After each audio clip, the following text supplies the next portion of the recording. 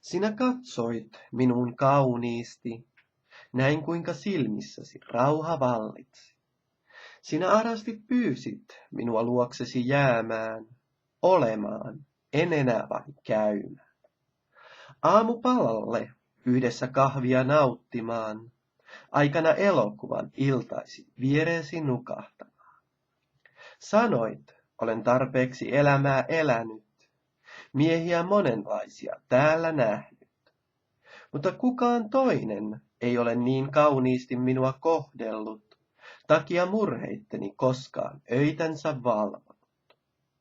En minä löydä enää täältä ketään, enkä haluaisi rakkautta pankeissa toisten enää pitää.